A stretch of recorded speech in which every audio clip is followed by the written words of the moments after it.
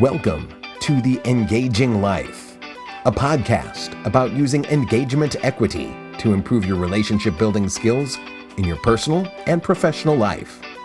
And now, here are your hosts, Brandon Suba and Angela Cheney. Hello there, Brandon. Whoa. Hey, Angie. Just living the life, living the engaging life. Ooh, it's the title of the podcast. It is, and today we're going to be talking about sharing and kind of that fine line that comes between sharing, oversharing, and really it all plays into transparency and authenticity. Mm-hmm. I think we can all agree are good things. I would have. Yep. Okay, versus oversharing and tactlessness. Is there a line? Sometimes it can be very fine, and sometimes people, just stampede all over it. Yeah. So we've got that. We're also going to be talking about circumspection, not circumcision. Not circumcision. I was not ready for that one. Circumspection, different thing. And intelligence versus stonewalling and being closed off. So again, they can be very fine lines, and a lot plays into these things. But as we just talked about in the last podcast, perception is reality. So even if you think you're being cautious, and if another person sees that you're stonewalling, That's what they it think is. you're a stonewaller. Yep, So, absolutely. so that's what we're going to talk about today. I'm excited because I'm an oversharer. There's reasons behind that. And going to I'm a one-upper, but not on purpose. I'm a nice one. No, that's not how. You're trying to find a connection with somebody, and it comes across as switching the focus to you. Yeah. Go. And I'm sure no one is surprised that I'm trying to switch focus. Very, very common. I'm getting better. It actually comes from a good place. Thank you. Because it is. I want to find a connection with you. I want to find something that we share in common. But it doesn't come across that way to the other person. No. Or my wife. She doesn't see it that way either. Cause she's just like, actually say to each other. oh yeah, she called me. Wait, well, you guys will say one. She'll give me the look of like, let's not talk about yourself all the time, or like, you bulldozed that one, right? We'll do the one-upper, or Todd's really good at this. We're not talking about you. Ooh, and you know what? I'm gonna ask this. Does that bother you at all when he says it? Does. Really? You know what? Doesn't bother me at all because I know. Because most of the time we're talking about Todd. Oh, okay. So I'm just like, okay. You know what? Sometimes it is about me. Damn it. See, when Liz says that to me, it's very much me. So I'm never offended. I'm like, you're right, thank you. And sometimes I will do that. Other times I'm just like, And you know how often you see me be quiet? Really? Yeah, but when I get called out by Liz like that, then I have the 2 minutes of shutdown. I'm just like, if you don't have anything contribute to the conversation, you don't say anything. And then I realize I never have anything to contribute to the conversation. So we got one upper over here. We'll be talking about oversharing later. But first I want to talk about transparency, because it's a word that gets thrown around a lot. What does it really mean? I think transparency means showing your true motives. Okay. I think that's a lot of it. What are you doing, for what reasons, what's behind it, and why. Mm-hmm. It's also being open and honest about how it could be about how you feel about your spouse going out every weekend without you. Because there is something, if you aren't transparent about, hey, this kind of bothers you. I wish, A, you would stay home more with the family, or B, you would take me out with you. Because you know what happens most of the time when you're not transparent about your feelings? You blow. You're either going to blow, or it's going to come out in icky. Okay, yes, that's right. It just all boils, and then one day. One or the other. Either it's going to blow up one day, or you start doing this like, guess you had fun last night. Especially if hey, I'm going out with my friends. Is that okay? Yeah. And then the icky starts coming out. Yes. So being transparent about how you feel. And this was on a personal level. It was hard for me because I came from a very, very, very disturbing relationship where it was all control, passive aggressiveness, say something but they don't really mean it. Okay. It was icky. Right. Came into a relationship that was not like that, but it's hard. Oh yeah, to put the new lens on that. And so it took me a long time for when hey, I'm going out with my friends tonight. Is that okay? Yeah, of course.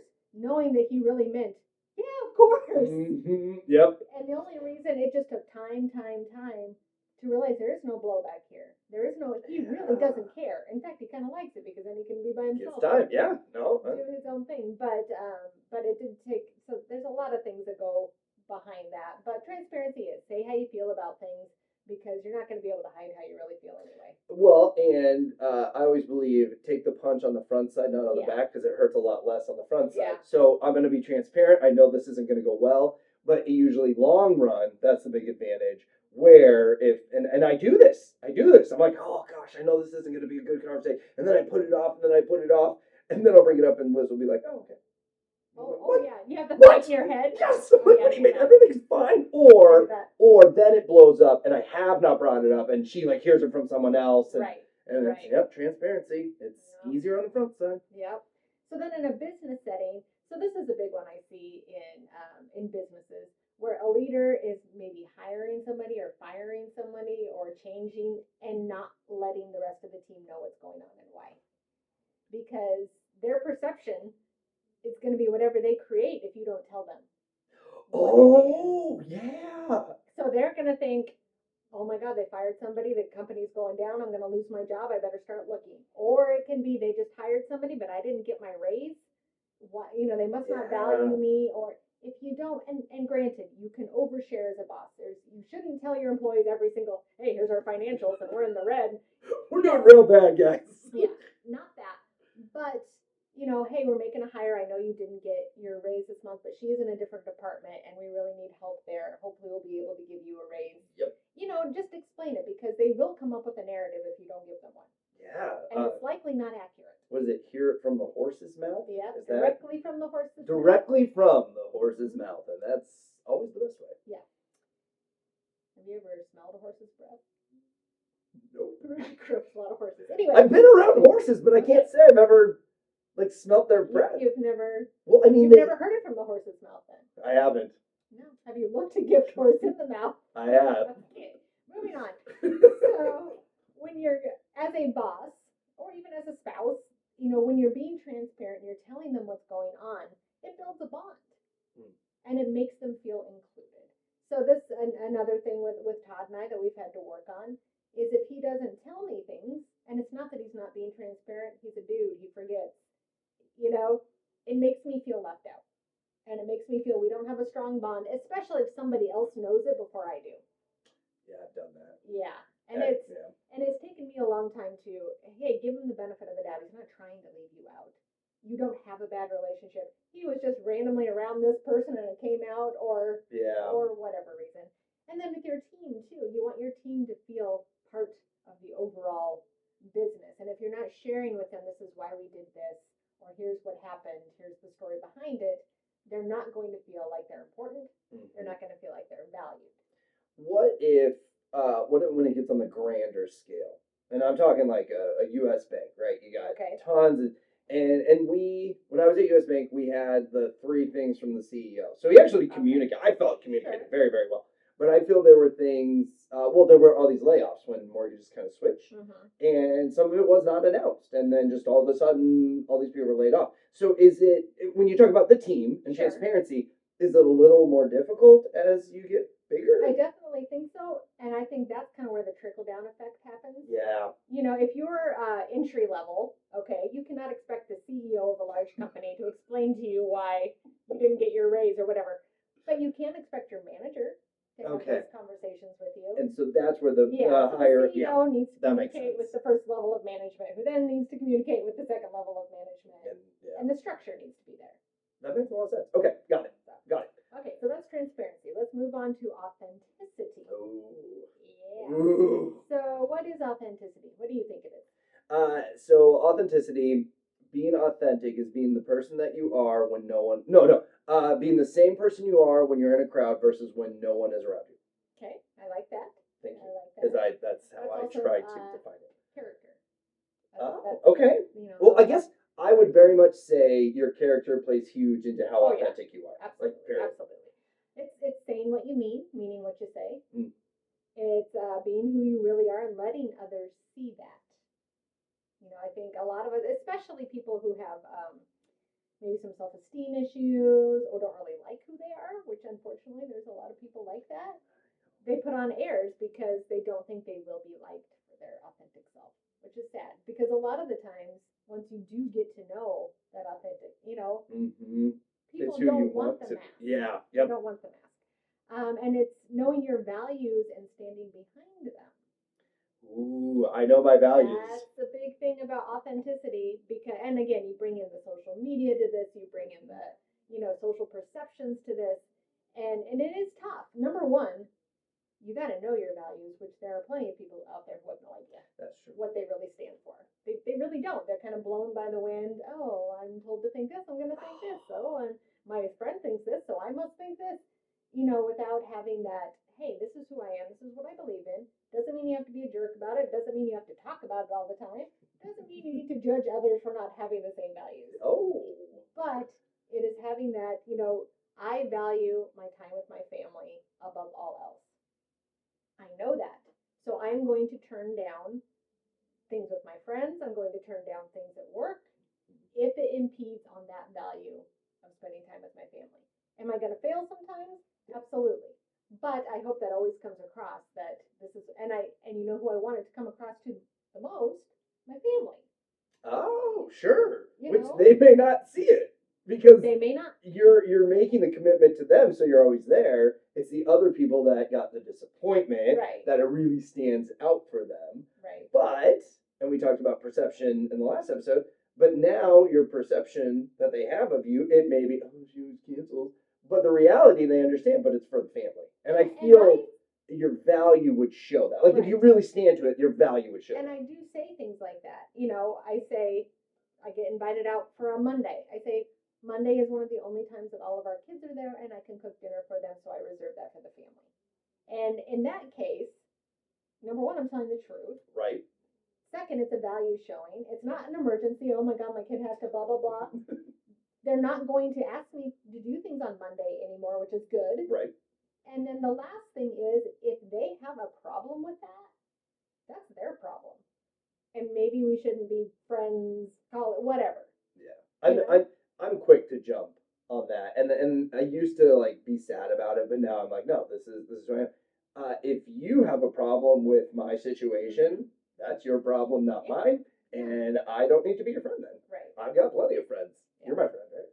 I'm your friend. See, I got you. You always got me. So that's authenticity. But transparency and authenticity, I almost tried to combine them. Transicity? Transticity. Transicity. I don't know what I was going to say. It can go too far. And people think, hey, I'm just being authentic. Hey, I'm just being transparent. When really they're just being a jerk. Yes. Yep. So have you seen the new movie, The Glass Onion? No, but you're like the fifth person to talk about it. It's really good. I actually liked it better than Knives Out. Knives Out got a ton of publicity. And once this one did. Finally came around to watching it, it was so hyped up that I was kind of like, wah, wah. It was a good movie. Okay. But it was way too hyped up. So then this one comes out, and we really liked it. But there is a quote in it from, I can't remember the main detective, Benoit. It's James Bond. Okay, got it. I can't remember the actor's name, but he's a fantastic actor because he's kind of a dork. That's awesome. He's got a southern accent. But yeah. Isn't he British? Yeah. That's awesome. Oh yeah, he's great. But Kate Hudson's character is kind of a la la la, former model, and she's just kind of a doof and says whatever, and she's just like, I speak the truth. If people don't like it, then, and he says, it's a dangerous thing to mistake speaking without thought for speaking the truth. Ooh. And I was like, turned to Todd. I was like, rewind that. Oh my God, that is so profound because people do that. People who have no tact, who have no EQ, emotional intelligence, who maybe are a little socially awkward, they use that as a front. You say something that hurts people's feelings. I was just talking the truth. I was just speaking the truth. They can't handle it. Or cracking jokes that are hurting other people's feelings or whatever they're doing. They hide behind, I'm just being authentic. I'm speaking the truth. Most people can't do this. Oh, that's funny. Yep. And really what it is being thoughtless. And so I'm a writer and a reader. So words have always carried a lot of weight with me.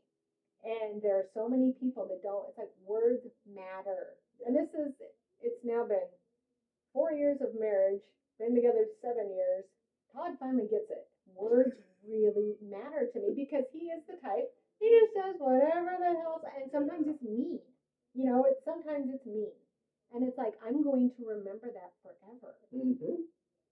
I have a great memory. I still remember some of the mean things he says to me when we were first dating. It's not great. I try not to let it affect, but it still comes back every once in a while. Once it's out there, words matter to a greater degree to some people than others, granted. Right. But they matter. And if you're not putting thought into your words, it does not make you authentic. I like that. It makes you tactless. So, I love that.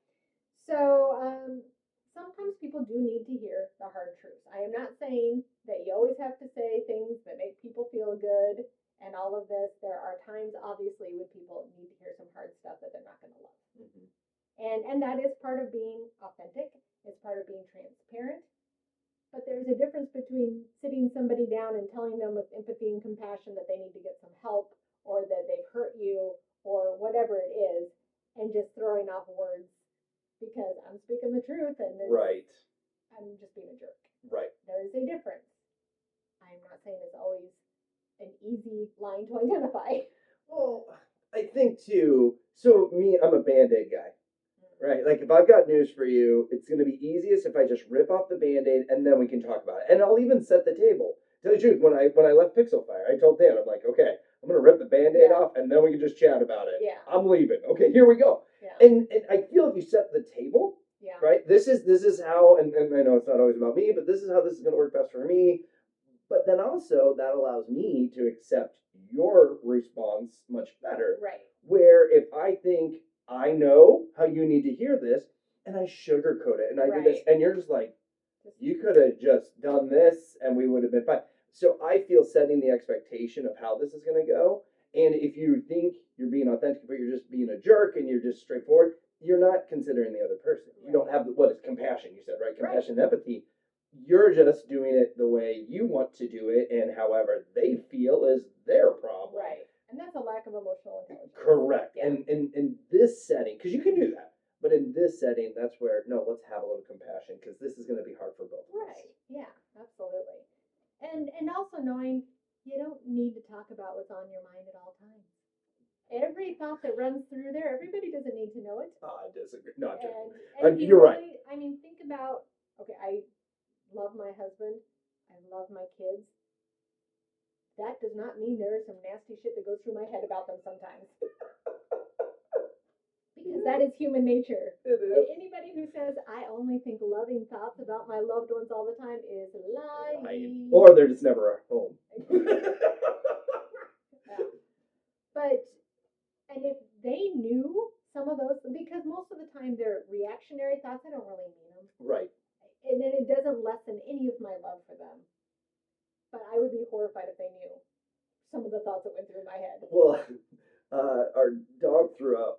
This was a while ago on our bed, and so Liz had to wake me up to like get the sheets off to clean them, right? Yeah. And I was so mad because I'm just thinking she's waking me up, and she's like, "Well, the dog threw up. I need to clean the sheets." So I was like, "Fine." And everything I did after that was just with anger because I vacuumed. She dropped OxyClean. The powder, so I'm vacuuming angrily. I'm throwing the thing angrily. And so the next day, I'm like, I just want to let you know, I was mad, but it's because I was half asleep and I didn't want to be doing these things. You had nothing to do with it. You were actually making the situation better. So I get you can't, like if I would have gotten so mad at her, it just would have been fair. Right. And you could have said some awful things. I absolutely could have. And but I kept them in. But your attitude was still kind of awful. It was, but not towards her. It was better than saying hurtful things. Correct. That you can never take. And I think some people can't. You know what? Maybe you can correct me on this. I feel some people can't control it. I totally agree. You do agree? Okay. Oh yeah, they have impulse control. Yes. Yes, but that's not a personality trait. That is something you can work on. Thank you. And that's why I thought you were going to correct me because yes, you can absolutely work. It's a lot easier for some people than others. It is very, very, very easy for me. Just because of my personality, because I know words matter so much. I am very good even, and I also don't have much of a temper. Yeah, I I get hurt very easily. Mm-hmm. I don't get mad and bleh. Yeah, I don't. I mean, very, very, very, very rarely. Yeah. Very rarely. But that is just me. I understand some people have temper issues and control issues, and things slip out of their mouth that they don't mean. And, so harder for some than others, but it isn't, again, not a personality. It's just who I am. I say terrible things to people I love. Yep. It's work on it. Yeah, go get some anger management or something. Oh, yeah, I want to marry you. So I just joined Rotary. Congratulations. Which one? Suburban. It meets at the German American Society. Oh, good friend of mine is in there. Gary Beller. Great guy. Gary Bell, is he a financial planner? Yes, sir. Yes, ma'am. I knew him back in my old job. Oh, did you? Yeah. Oh, yeah. Him and I. I don't believe I've seen him there, although I've been there all of twice now.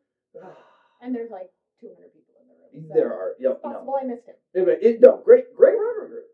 Great Rotary group. Yeah. Oh, I'm really liking it. But so they printed out a plaque for me when I joined, not just for me. I think they do it for everyone. And they talk about this all the time in Rotary, is before you talk, give it the 4-way test. And the 4-way test is it the truth? Is it fair to all concerned? Will it build goodwill and better friendships? And will it be beneficial to all concerned? Which I think that is like the ideal, who's going to think those things before they say anything? No one. After a couple drinks and a heated debate, it's hard to reel it in. Yeah, and sometimes that can't, especially if there's a large group, maybe it's not going to be beneficial to everyone. Right. Maybe it's not going to build goodwill with this person who needs some hard truths. This is not the end all be all, but I love that. Just thinking of those things first. And I've heard it a different way, I think, is it fair? Is it necessary? And is it kind? See, and that's what I'm familiar with. Three-way too. Is it fair? Is it necessary? Is it kind? And I've also heard do I need to be the one saying this right now? And do I need to be the one saying this right now? So it's kind of, am I the one who actually needs to say it? And is now the right time? I mean, there's a lot of different things you can, kind of. How you can say it, right. Right. To me, it's just thinking before you speak. Right. Right. This is validating. Is it even worth saying? But it was a good reality as a young child that I did the 2-second rule. And then, I was in, grade school, middle school, whatever. But I started waiting 2 seconds before I would blurt stuff. Because you can only imagine what I was like as a kid, because I've matured. Right. And that's a pretty long shot. But when I started pausing, that's when I stopped being such a jerk, because I always wanted to be funny. And especially as you're learning and growing and all that, you're mean more than funny a lot. Yeah. And so I would pause, and I wouldn't necessarily go through those in my head, but I'm like, do I really need to say right. this? And that pause probably saved me a lot of friends. The pause is such a big thing. I get triggered really easy, and usually the first thing that comes out of my mouth is some kind of, what's the word I'm looking for? Not grumpy, it's worse than that. Diabolical? No, like this morning. I was honestly almost had my coat on to go to work. Had already kissed Todd goodbye. Was putting my coat on, top of the stairs. Hey, can I get you to make me a cup of coffee before you go? And immediately, if I would not have stopped and paused, it would have been like, fine. I mean, that's what would have come out. Yep. I paused, gave it a moment, and then said, sure, no problem. Yeah. The first thing that will come out of my mouth is, ugh. And it's terrible, because then, what's going to happen? Next time he's not going to ask me to do it. He's going to do it on his own, and I'm going to get upset. That's going to, yeah. Created my own, and it's something that I've had to talk to him about as well, because there are times I would put a filler word in. So he'd ask me, hey, can you, this was a good example. It was before all of our money was together. I think it was before we were married. And so we were planning a family trip. And he's like, hey, if I get the resort, can you pay for the airfare? And honestly, what was going through my head is I need to look at my finances. I need to make sure I can cover this. Those were the things going through my head. But instead what came out was, I guess I could. Oh. And that was my filler space. Like, give me time to think about this. And he would get so mad. He's like, just give me a straight answer.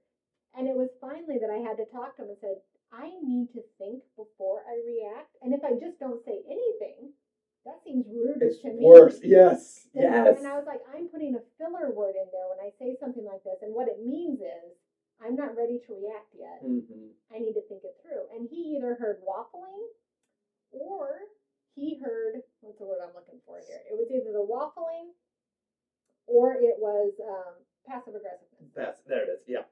That he heard.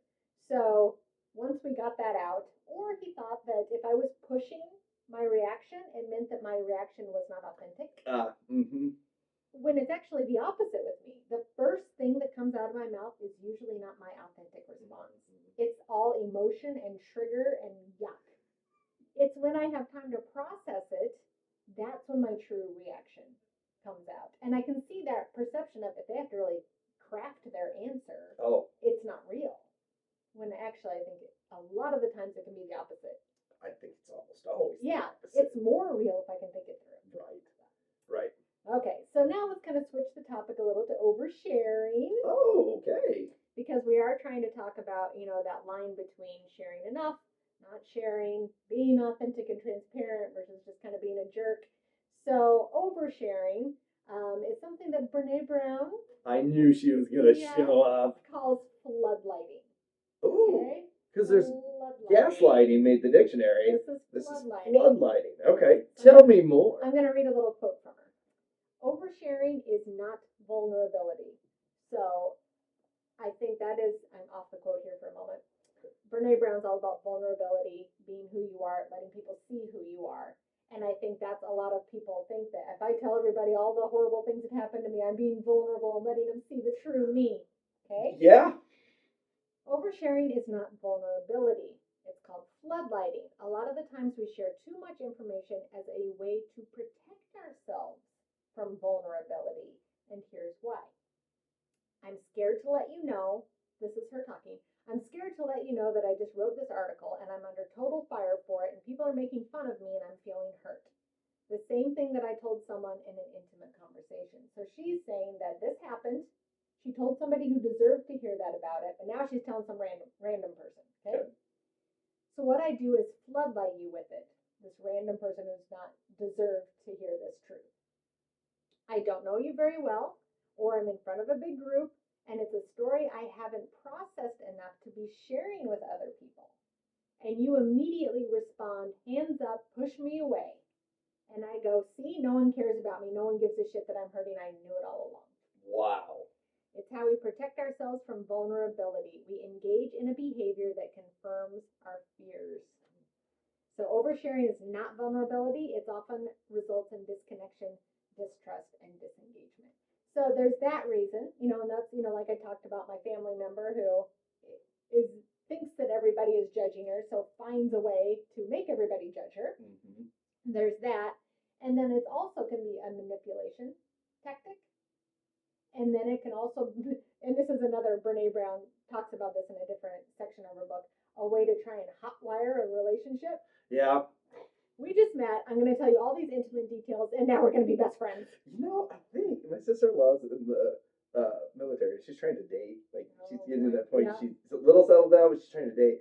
And I think that's her challenge on dates is, we don't have time.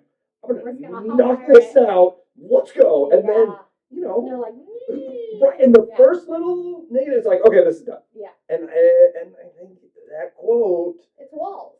It doesn't look like walls because we see walls more as stonewalling and I'm not going to share, but this is a wall too. Yeah. This is pushing people away. Pushing away. Yep. Even though it looks like.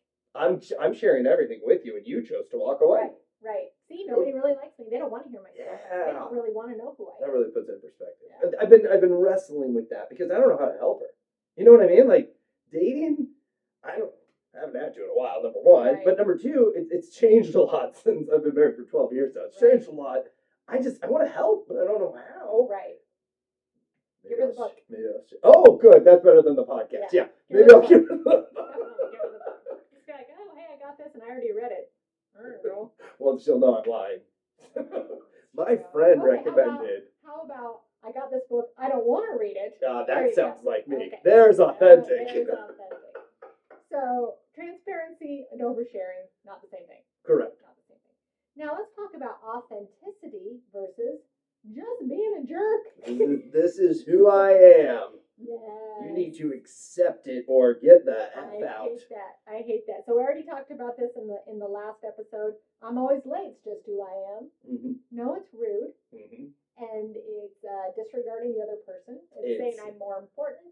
Or it's I want a lot of attention by strolling my ass in here 20 minutes after the meeting started. You know, I gotta share this. I didn't share this in the last one. I know people that have adjusted time, like they got in leadership and they adjusted the time of the meeting to make it beneficial for them. Still late. Still late. Didn't matter. Oh my goodness. So there is a difference between personality traits and just not working on yourself. Yeah. Or attempting to grow. Because there are some things, it's like, we had a whole episode about cursing. We did. You know, I tend to curse. Part of that is it's just who I am, but another part of it is tact. If I go into a business, or if I'm with somebody, and I think I am naturally good at knowing how much of myself I can be, and I don't think that's not being authentic. I think that's smart. That's emotional intelligence. I can read a room, I can read the people around, and I take time to read the room. I don't blast into a new group and I'm just full on Angie. I sit there and I kind of read the room, figure out, can I tell this dirty joke? Can I say this bad word? And sometimes I can't, and that's okay. I can still be authentically me without letting out some of my more colorful aspects. And anyone who says, well, you're not being yourself, or you're shutting yourself down, or you're making yourself smaller for others, no, I am using emotional intelligence. Yep. I'm respecting the room. Yeah. We use that, read the room a lot, especially with Isabel, my 9-year-old, as she's developing sarcasm and everything. You just need to read the room. And going back to the swearing podcast, is it worth losing a friendship, a deal, a referral, whatever it is, because you wanted to bring your color in today? Right. And I think it's people get uncomfortable. Like I'm very comfortable in public situations, in new groups. I'm a woo, so I just want to win everybody over. But I do it getting to know them, not showing you so much about me. You don't even need to ask about me because I'm about to tell you how I really feel. And I think that's a way of oversharing too. Absolutely. I'm going to blast you with the full on of all my personality right now. That is a way to push others away. To be clear, my personality is just a lot. It's just the way I am. No, you've seen me in new settings with other people. I'm still boisterous. I am still loud. That I can't control. I mean, once again, yes, I can, but I don't really worry about it. But it's generally fun, enjoyable, part of the conversation, and that I've worked on as I've gotten older. But it plays into it. Yeah. Where I think some people try to be like that, and it's annoying. Or you just know that's not you, right? Like it's an act, it's like your friend that thinks a guy's cute and is just you're like, that's not you. And to tell you the truth, he probably like you, not this. Right. It's an act. Yeah. So there's that, and now how about here's your favorite word? Circumspection. No, it's not circumcision. To be clear, that's not my favorite word on either side. Circumspection and intelligence versus stonewalling and being closed off. Okay. So, I have an example of this. Another old boss story. So, look how much she's done for you. She really has. So much you've learned. Absolutely. So, she would always say that I was a completely unforgiving person. Oh, she'd said awful things to me all the time. And she'd be like, yeah, you just cut people out of your life and you don't forgive them. And it scares everyone. And I was like, I know the difference between a good person making a mistake and a bad person who will continually do this to me until I cut them out of my life. Yeah. I forgive the people who make mistakes who are generally good people. These other people, it's just like, no, you're done. And she was the type that would just get walked on and walked on and walked on and walked on and taken advantage of and didn't get it. Yep. And so I think there is a difference there of that was circumspection and intelligence. I can read that this person is not authentic, is going to hurt me, is a bad, toxic person in my life. And it wasn't an unforgiving. I didn't hold a grudge. I didn't try and take them down. It was just like, you're out. I don't need you in my life. versus this is my good friend who screwed up. Mm-hmm. Yes, I'm going to forgive you. You're a good friend. You're good at heart. We all screw up. There is a difference there. I have a friend, good person, screwed up, went through a rough patch. Actually, I think a few rough patches, and we didn't talk for a while. Like we had a big blow up, and we didn't talk for a while. A few text messages here and there, and one of the text messages was, "Hey, I think we should, rekindle this friendship, and I think there's a lot there, and we should go snowboard again." And my response was, "I think a coffee would be a good start." There you go. Because I'm not ready to go blazing right back balls to the where we walls were. back, right? Because Yeah. that's where everything went bad. Like that's trauma. Yeah. But I'm more than happy because I understood. I mean, we grew up together, so I Right. knew his family. I understood where his life was going, but that doesn't eliminate the feelings that you made me feel, the things that you said. But I know you were going through a hard time. I respect you as a friend, and I respect our friendship. But no, we're not just going to go jump in the car and go. Again, we're going to meet first. Knowing yourself, that's a big right. Yep. Because it probably would have just blown up again. Oh yeah, absolutely. Or it would have been so fake. Right. Like you're trying to deny the true feelings. Right. It's not worth it. Not worth it. So that's being emotionally intelligent. Now, what about stonewalling? So stonewalling or undersharing. So with sharing, you can do it wrong on either side. Mm-hmm. You can floodlight and overshare, or you can stonewall and undershare, and they're both very dangerous to relationships because the key to sharing is to share your story with those who have earned the right to hear it. And so floodlighting means you're sharing your story with people who have not earned the right to hear it. Undersharing is somebody's earned that right. They've been in your life, they've shared things with you, and you're stonewalling, you're keeping things from them. You had a friend like that, didn't you? I did. Long time. Yep. Long time. Yep. And it was, you never let me see any of your struggles. You never let me see any of this. I've shared mine with you, and the relationship fell apart. Yep. And it was sad. So you have to know who to share with, which that can be tough. I've shared things with people that I regret. I was like, "Ooh, I thought you were somebody else." Or, I thought this was going to go different. Yeah, I thought our relationship was stronger than this. I mean, it's a learning process. It is. It's absolutely a learning process. And then knowing when you're not sharing as a defense mechanism or a punishment. So that's when you get into like the stonewalling in a marriage. Yeah. Or a relationship. Mm-hmm. Closing down, I do that. When I get hurt, I close down, and then, okay, now I didn't tell them about my day. And I'm not doing it because I just don't feel like talking right now. It's a punishment.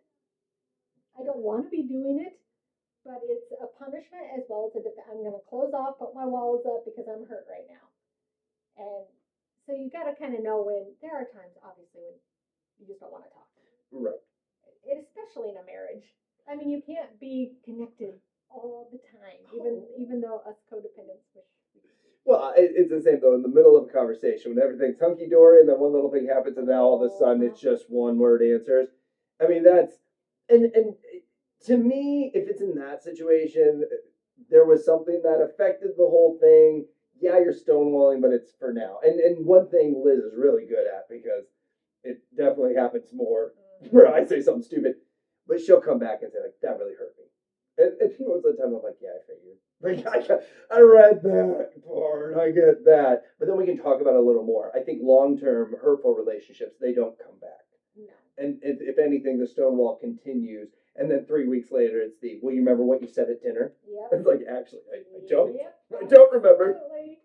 And this is something Todd and I are trying to get better at too, because we get triggered. Oh yeah. And he's like, we need to be able to tell each other, I'm upset. I do not want to talk about it right now because I'm going to say things I don't mean. Can we please take some space apart, and then I'll let you know when I'm ready to talk. Yep. And that makes me feel better because, I know this is going to be resolved at some point. I can let go. Right. Because if that is not said, where my mind goes, whoop, we're going straight to divorce. This is over. Yeah. I'm doing the She-Hulk thing where I toss myself out the window and die.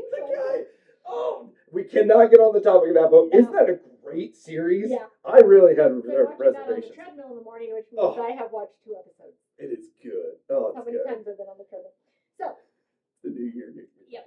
So speaking out, and number one, saying when you don't feel like sharing, which is, hey, I've had a tough day, I just don't feel like talking right now. Mhm. Hey, I'm trying to process XYZ. Hey, I'm just tired and want to relax. Being able to say that. And that's not just to a spouse. That can be to a friend. That Yep. can be to a child. That can be to a coworker. Or boss. I think if your boss comes to you, or if your partner, your business partner comes to you, and it's something that you're not ready to emotionally handle right now, like I just had a horrible day. Right. Let's, This is not going to go well. yeah, like let's not talk about this right now. Although you ever been in the situation where you say that and they're like, "You're right," and then they just keep talking about it. You're like, "No, you didn't get it." Or they insist, "No, we do need to talk about this." Ooh, we're on your time now, aren't we? And then knowing when you'll say something that will hurt someone unnecessarily. So that's another. Take the pause, and maybe in the pause you find a different way to phrase it, or maybe in the pause you realize it doesn't need to be said at all. Yeah. Because in my marriage, I take the pause, and most of the time it just doesn't need to be said. Yeah. And you don't need to fight every fight. That's Correct. been something that's been very hard for me to learn, because in my mind it's like, if we don't discuss every single thing, it's going to keep happening. Mhm. And realizing, no, there are some things that we don't need to discuss. That you snapped at me because I asked you to. This actually happened this morning. I asked Todd to help me with my bracelet because I couldn't get it on. And so as he was fumbling with it, and he was having a tough time with it too, Yeah. I was like, if I just held this up, he would be able to clasp it, right? Yeah. So I reached in, I'm like, he's like, get out of here. Oh, totally get that. Totally get. Or if I'm struggling with something, then Liz takes it. I'm just like, well, you're not gonna do any better. Yeah. Which this was actually, I was actually very proud of myself, because this was a second incident of a similar situation 2 days ago. I couldn't get into my online banking on my phone. Okay. And number one, I did not ask for help, so I would like to preface that. I'm sitting there, and okay. And he was like, "Can you get into your online banking?" And I was like, "No, I still can't." And I was like, "Here's what's happening." He's like, "Let me look at it." Okay? He said, "Let me look at it." So as he was looking at it, he's like, "Well, these two accounts seem to be okay." And I realized in that moment that I didn't really need the things that I couldn't get into. Okay? Oh. So I was like, "Oh, well, let me look at that." And he blew up. "Don't ask for my help if you." And I was like, "I didn't ask for your help." Oh, yes. And so the bracelet thing was like the follow-up to that. Could you ask for help? This time I had actually asked for help. I knew that I could help more, but he snapped at me. I didn't react. I took my hand back. Good for you. And he fumbled with it for a while longer and got it hooked incorrectly, I would like to say. But it's hooked. And I kissed him and said, "Thank you for your help." Boom. Look at I learned. Yeah, well, yeah. There's always emotion, though. Sometimes the stars just don't align. But they did this morning. They did this morning. Good for you. And I think the big takeaway is here, I did not need to talk to him about what happened with the phone. Because part of me wanted to, let's talk about this. And I wanted to say everything I just said now, which was, but I didn't ask for your help. Right. Yep. Here's how I saw it. But it's like, that's stupid. We don't need to have a State of the Union about one snap. Well, and have you ever gone down that rabbit hole, and then at the end you're both just looking at it, you're like, okay. Yeah. You're like, great, I'm glad we just did this whole marathon of running and nothing matters, and it's fine. Right. Yeah. So because this is supposed to be kind of a business podcast, let's touch on some business things here before we wrap up. Still in the same topic. So you need to know when to tell your team enough and when you're telling them too much. So there's that line of oversharing versus transparency. So again, can we go back to my old boss? Of course. She was way on the wrong side of oversharing and crossing bad lines. Okay. And so number one, we always knew all of her personal struggles. Not great. No. And number two, she gossiped about others on the team. Oh. And she tried to infringe on personal lives. I mean, she would come to, "What are you guys doing this weekend? Can I be invited?" Oh. There was even a point where, so I joined a bunco group. You know, a bunco. I do. Like and granted, I'm at that point, 26-year-old employee. Shut up. It's not the point. The point is I'm a 26-year-old employee. Yeah. Told her I joined this bunco group. And like 2 months later, she's like, I've been mad at you for 2 months. You knew how much I wanted to get into a bunco group and you didn't invite me. Oh my gosh. I was just like, you're my boss. And go get in your own bunco group. But it was, she would ask, what are you guys doing this weekend? Where are you going? Can I go? Yeah. Oh, see, the inviting. Like, cause I ask people all the time, what are you doing this weekend? Yeah. No, but then this the was different. infringing. Yeah. Oh my gosh. So that was, that's a blatant example. Yep. Of crossing the line. But talking too much about finances, that's crossing the line. You want to know, hey, we can't really afford this big bonus right now that you were expecting. That's fine. That's transparent.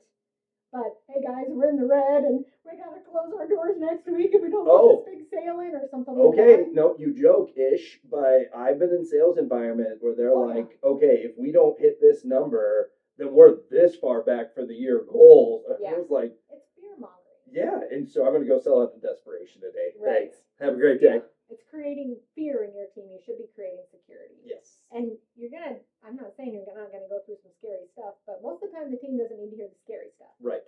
Sometimes they need to hear some hard truths, but not the scare tactics. So before you decide how much you want to share with your team, think, will this help the team or will this hinder the team? Well, I was even thinking the Rotary thing. Yeah, that too. And again, depending on how big your company is. Right. Yep. You got to kind of do the majority. Hurt one. You're going to. Yep. Yeah, which is another thing that I hate as a leader, and another thing I learned. If one person has done something wrong, don't call the whole team in and have a lecture about don't do this, because the rest of the team is going to think they did something wrong when they did not. And more than likely, the person who did something wrong is the one person who's going to say, that doesn't apply to me. Yep, I have received emails saying, we're about to talk about something in the meeting, it doesn't apply to you. And I'm like, do I have to go? Right, like, put your big boy pants on and go talk to them. Be transparent about the situation. It's such a passive-aggressive way to get it is. So there we have it, authenticity and transparency versus oversharing and just being a jerk. Can be a fine line. Anything else to add? No, this was a good one. I always enjoy when it's this is what you want to be, this is what you might be. And sometimes the line is very right in the middle. Right in the middle. So thank you for watching and or listening and or watching, I should say. Yep. Because I guess you could watch without listening. It wouldn't be very fun, but I bet we look weird. So thank you for listening to the Engaging Life podcast. We very much appreciate it, as well as we appreciate reviews